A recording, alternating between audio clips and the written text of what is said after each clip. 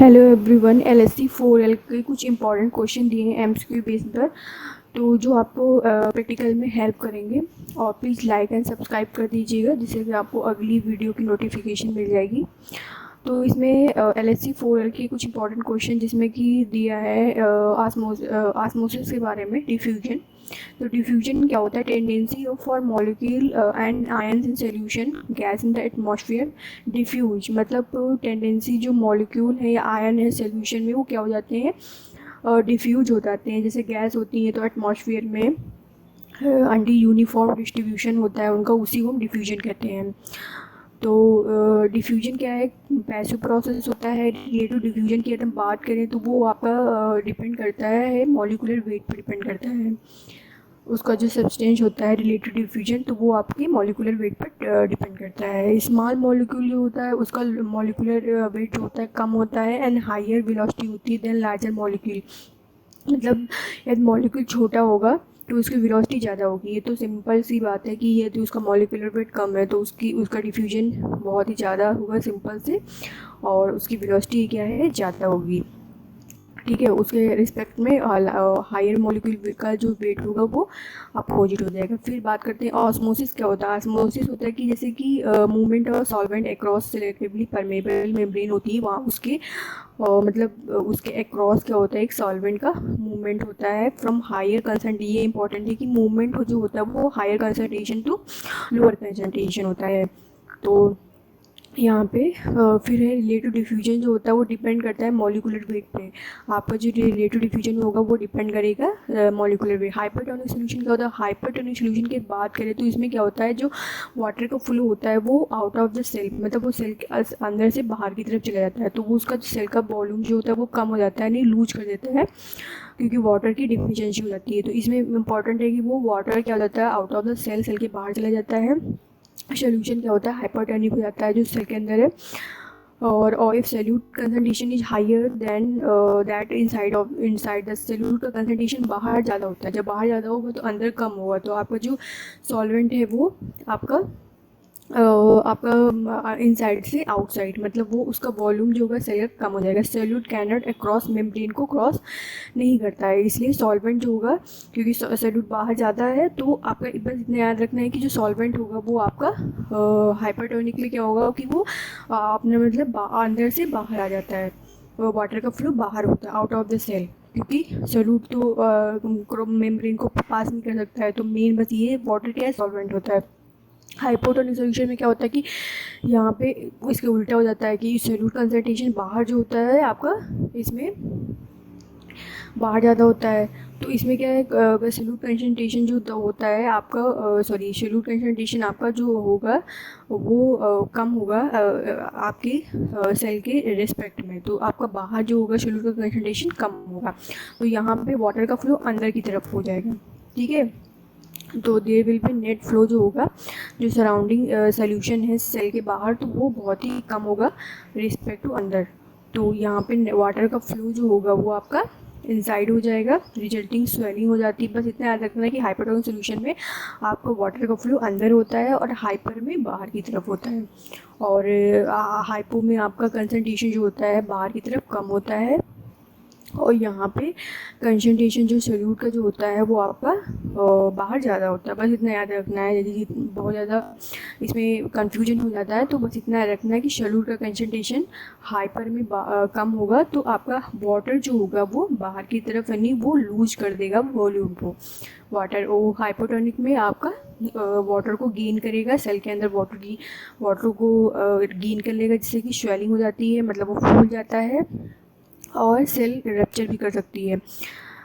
और if cell यदि हम हाइपोटोनिक सोल्यूशन में रख देते हैं तो क्या होता है, फ्लो हाइपोटोनिक सोल्यूशन में रखेंगे तो वो वाटर को गेन करेगा, सेल विल गेन वॉल्यूम, और volume is the solute concentration out of the cell, जो out of the cell solute का कंसंट्रेशन कम होगा रिस्पेक्ट टू इनसाइड कंसंट्रेशन। फिर है आइसोटोनिक सोल्यूशन। आइसोटोनिक सोल्यूशन में क्या होगा कि वहाँ पे नेट फ्लो नहीं होगा। वाटर अगर हम बात करें इनटू एंड आउट, मतलब अंदर और बाहर जो होगा है वो नेट फ्लो नहीं होगा, ना तो वो अंदर जाएगा ना तो बाहर। मतलब आइसो का मतलब होता है इक्वल। वहाँ पे सेल को यदि आइसोटोन सॉल्यूशन में रखेंगे तो वहाँ पे वॉल्यूम रिमेन सेम रहेगा, कम और ज़्यादा नहीं रहेगा। प्लाज्मोलिसिस में क्या होता है कि वो प्लाज्मोलिसिस में नेट फ्लो ऑफ वाटर, ये सेल के बाहर वाटर का फ्लो जाता है। सराउंडिंग सोल्यूशन जो होता है contain higher concentration solute particle, मतलब हाइपरटोनिक सोल्यूशन जो होता था कि मतलब वहाँ पे हाइपरटोनिक सोल्यूशन में क्या होता है कि आउट ऑफ द सेल मतलब पानी जो है, वाटर जो है वो सेल के बाहर चला जाता है, मतलब सिंकेज कर जाता है प्रोटोप्लाज्म। इसी को प्लाज्मोलिसिस का मतलब होता है कि वो सेल के अंदर जो प्रोटोप्लाज्म है वो कम हो जाता है, मतलब सिंकेज कर जाता है, सिकुड़ जाता है, क्योंकि वाटर का वॉल्यूम कम हो जाता है। फिर डी प्लाज्मोलिसिस का मतलब डायलिसिस, पहले डी प्लाज्मोलिसिस देख लीजिए। डी प्लाज्मोलिसिस उसी का रिवर्सिबल होता है प्लाज्मोलिसिस का। इसमें क्या होता है कि वो वाटर का डिफ्यूजन अंदर की तरफ होता है, वो वाटर प्रोटोप्लाज्म फिर अपना से रिगेन कर लेता है। इसी को डी प्लाज्मो मतलब प्लाज्मोलिसिस का उल्टा। डायलिसिस क्या होता है कि मूवमेंट जो होता है स्मॉल मॉलिक्यूल ये आयन का in addition to water to across membrane, इसी को हम डायलिसिस कहते हैं। मतलब जो स्मॉल मॉलिक्यूल है ये आयन, उनका मूवमेंट होता है इन वाटर ये ऐड कर देते हैं तो अक्रॉस मेम्ब्रेन के वो मतलब उनका मूवमेंट होता है। फिर हम यहाँ पे एंजाइम एक्शन, जो एंजाइम का एक्शन है उसके बारे में इसमें क्वेश्चन दिए हैं कि टाइप ऑफ एंजाइम जो डायरेक्टली हमारे ऑक्सीजन से इन्वॉल्व होते हैं। एक ऑक्सीडेज होता है जो साइटोक्रोम ऑक्सीडेज होता है, वो क्या करता है कि catalyse oxidation of cytochrome respiratory electron transfer chain. मतलब वो पूछ सकते हैं कि जो ऑक्सीडेज एंजाइम है वो कहाँ वो यूज होता है, रेस्पिरेटरी में इलेक्ट्रॉन ट्रांसफ़र जो चेन होती है वहाँ पे वो ऑक्सीडेज में आपका ऑक्सीडेशन ऑफ साइटोक्रोम, ठीक है। साइटोक्रोम ऑक्सीडेज एंजाइम जो होता है वो यूज होता है। मिक्स्ड फंक्शन ऑक्सीडेज में आपका फिनोलोज होता है, कैटेलेज पैराऑक्सीडेज होता है, ठीक है। ऑक्सीजनेज में आपका लाइपोऑक्सीडेज और ट्रिप्टोफान होता है ऑक्सीजनेज में। फिर कौन सा एंजाइम हमारे मिल्क में होता है तो जैंथीन ऑक्सीडेज हमारे मिल्क में प्रेजेंट होता है। कौन सा एंजाइम जो होता है break large molecule into small hydrolase जो होता है, हाइड्रोलेज का मतलब वो लार्ज मॉलिक्यूल और स्मॉल मॉलिक्यूल में कन्वर्ट कर देता है। नेम ऑफ द एंजाइम जो प्रोड्यूस करता है ऑक्सीजन। ये जो कैटालेज जो होते हैं एंजाइम ये क्या करते हैं, कैटालेज करते हैं, मतलब स्पीड जो होती है उसको कैटेलाइज करते हैं, ब्रेक कर देते हैं H2O2 को ऑक्सीजन में, और डिटॉक्सीफाई कर देते हैं टिश्यू को। और electron are denoted to oxide by dehydrogenase enzyme. Dehydrogenase enzyme का काम होता है कि वो क्या करता है, ऑक्सीजन प्रोड्यूस करता है तो वो डिटॉक्सीफाई कर देता है टिश्यू को। फिर है डिहाइड्रोजिनेज एंजाइम। ये कहाँ पे एक एग्जाम्पल है सक्सिनेट डिहाइड्रो यानी क्रेब साइकिल जो होती है उसमें इसका यूज होता है। एल्कोहलिक डिहाइड्रोजिनेज एंजाइम फर्मेंटेशन में होता है, और इलेक्ट्रॉन ट्रांसफ़र यानी डिहाइड्रोजिनेज इलेक्ट्रॉन ट्रांसफ़र जहाँ पे होता है वहाँ पर डिहाइड्रोजिनेज का एंजाइम का यूज होता है। एक तो Krebs cycle, fermentation, transfer of chain में यूज होता है। कौन सा एंजाइम ब्रेक करता है large molecule into small hydrolase enzyme, ठीक है। हाइड्रोलेज एंजाइम जो मोस्ट कॉमन एंजाइम जो होता है डाइजेस्टिव एंजाइम लाइपेज हो गया, जो प्रोटीन लाइपेज है प्रोटीनेज है, तो ये क्या ब्रेक डाउन करते हैं स्टार्च लिपिड। एमाइलेज जो होता है वो स्टार्च को ब्रेक करता है, और लाइपेज लिपिड को करता है, प्रोटीनेज प्रोटीन को करता है। सलाइवरी एमाइलेज जो हमारे सलाइवा होता है हाँ वहाँ पे प्रेजेंट होता है मैमल्स के, ये स्टार्च की हाइड्रोलिसिस करता है, ठीक है। फिनोलेज जो होता है ये एंजाइम जो होता है ये नेचुरली फिनॉल टू क्यूनोन को कन्वर्ट कर देता है। जो फिनॉल्स होता है ये रिएक्शन होती है ब्रोइंग of peeled fruit and potatoes की वजह से होती है, ठीक है। फिर होता है what is the chi square analysis. Chi square analysis की यदि हम बात करें तो this is the statical test होता है जिसका यूज होता है डाटा प्रोवाइड करने के लिए good fit approximation to the expected और थ्योरेटिकल डाटा। एक प्रकार का ये काई स्क्वायर एनालिसिस जो होता है एक प्रकार का हम इसमें इसको यूज करते हैं। मेंडेलियन जो होता है उसमें हम रेशियो निकालने के लिए यूज होता है।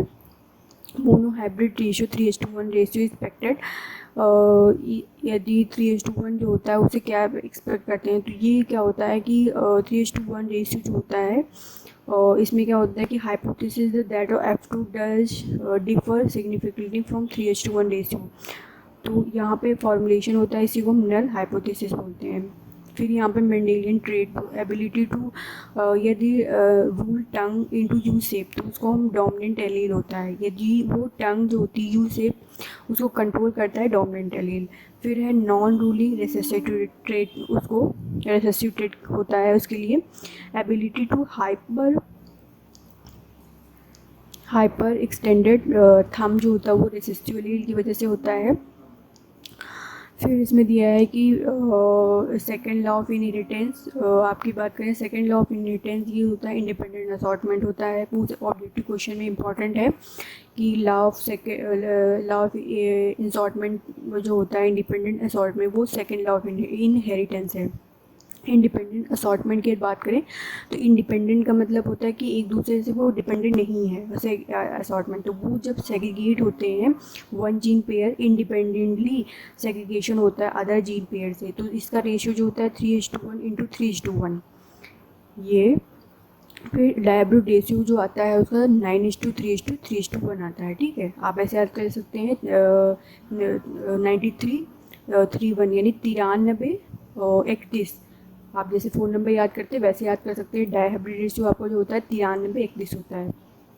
ठीक है, फिर होता है वो किसने डिस्कवर किया था blood group in man mode of their inherited, तो लैंडस्टीनर ने किया था। ये तो आप पढ़ा ही होगा आपने। Blood group Landsteiner blood group 4 type के होते हैं, ये भी आपको पता होगा A B O। ठीक है, blood group of both donor and recipient are check before blood transfusion. हाँ, तो ये चेक होता है। इस क्यों चेक होता है, क्योंकि क्या होता है कि यदि हम ब्लड ग्रुप ए वाला ब्लड ग्रुप, जैसे कि कोई किसी का ए ब्लड ग्रुप है, यदि हमने उसको बी ब्लड ग्रुप चढ़ा दिया तो उसमें क्या हो जाता है कि एग्लूटिनेशन हो जाता है आरबीसी ऑफ द रेसिपिएंट जो रिसीव करेगा। मान लो कि मेरा ब्लड ग्रुप ए है, यदि मैंने बी रिसीव किया तो वो हमारी आरबीसी का एग्लूटिनेशन यानी क्लम्प्ड हो जाता है। उसकी वजह से जो हमारी कैपिलरी हो जाती हैं वो ऑक्लूडेड, मतलब वो पास नहीं होने देती हैं ब्लड को, जिसकी वजह से डेथ भी हो जाती है। तो ये इंपॉर्टेंट है कि क्यों ऐसा किया जाता है। तो ये एग्लूटिनेशन ऑफ द आरबीसी की वजह से उसको, मतलब ब्लड ग्रुप ए है तो ए बी वाला नहीं चढ़ा सकते हैं। सरफेस और जो आरबीसी की सरफेस होती है उसकी हम बात करें तो उसमें क्या स्पेसिफिक एंटीजन होता है, वो पॉलीसेकेराइड के फॉर्म में होता है। आरबीसी की सरफेस पे आपका एंटीजन पाया जाता है, वो पॉलीसेकेराइड के फॉर्म में होता है। ठीक है, ये इंपॉर्टेंट नोट्स बनाए हैं, मतलब इसी में पॉइंट है कि ये ब्लड ग्रुप ए है। मान लो कि आपका ब्लड ग्रुप ए है तो उसमें एंटीजन जो होगा वो सेम होगा ब्लड ग्रुप ए, क्योंकि एंटीजन आरबीसी की सरफेस पे होता है। तो वो ये ब्लड आरबीसी मतलब ब्लड ग्रुप ए है तो एंटीजन भी सेम होगा। ठीक है, लेकिन ब्लड ग्रुप बी है तो एंटीजन बी होगा, एंटीजन सेम होता है। फिर ए बी ब्लड ग्रुप में आपका एंटीजन दोनों होगा, क्योंकि ए ब्लड ग्रुप भी होगा बी होगा तो एंटीजन सेम होगा। ठीक है, लेकिन वो ब्लड ग्रुप की बात करें तो उसमें कोई भी एंटीजन नहीं होगा। फिर हमें individual with blood group A B have neither, हाँ अब बात करें एंटीबॉडी की, लेकिन यदि आपका ब्लड ग्रुप ए बी है तो ना तो उसमें एंटीबॉडी ए बनेंगी ना तो बी बनेगी, क्योंकि वो फाइट एंटीबॉडी उसके अगेंस्ट बनती हैं। ठीक है, तो ना तो वो ए बना पाएगा ना तो वो बी बना पाएगा, तो ए बी में एंटीबॉडी कोई भी नहीं बनाती हैं। और पर्सन विद ओ ग्रुप होगा तो उसमें एंटीबॉडी जो होंगी दोनों बनेंगी, वो ए एंटीबॉडी होंगी बी होगी, लेकिन इस उल्टा एंटीजन नहीं होगा। ब्लड ग्रुप ए में उल्टा एंटीजन ए होगा और एंटीबॉडी उसके अपोजिट बनती यानी बी बनेंगी। एंटीबॉडी आपकी इन सीरम में जो होंगी वो बी होंगी। ब्लड ग्रुप बी है तो उसकी जो एंटीबॉडी होंगी उसके सीरम में वो बनेंगी ए, इंडिविजुअल हैव एंटीबॉडी ए होगी। ठीक है, तो एंटीजन सेम होगा एंटीबॉडी अपोजिट होगा। ये हो सकता है पूछा जाए कि ये ब्लड ग्रुप ए है तो उसमें एंटीजन कौन होगा, एंटीबॉडी ए होगा या बी होगा। तो ये सिंपल सा फंडा है, आप बस ये इतना सिंपल सा फंडा आप दिमाग में रख लीजिए तो कभी भी क्वेश्चन गलत नहीं होगा। ब्लड ग्रुप इससे रिलेटेड क्वेश्चन आएगा कि ब्लड ग्रुप ए है तो एंटीजन सेम होगा, एंटीबॉडी उसके अपोजिट मतलब बी बनेगी। ठीक है, और बी और ओ में हमारे एंटीजन होता नहीं, एंटीबॉडी दोनों होंगी, तो अपोजिट ए बी में हमारी एंटीबॉडी ना तो ए होंगी ना बी होगी और एंटीजन दोनों ही होगा। तो ये सिंपल सा है। Thank you for watching my video. यदि आपको मेरा वीडियो पसंद आया हो तो प्लीज़ लाइक एंड सब्सक्राइब कर दीजिएगा और प्लीज़ आप सब्सक्राइब करेंगे तो आपको अगली वीडियो की नोटिफिकेशन मिल जाएगी। Thank you for watching my video.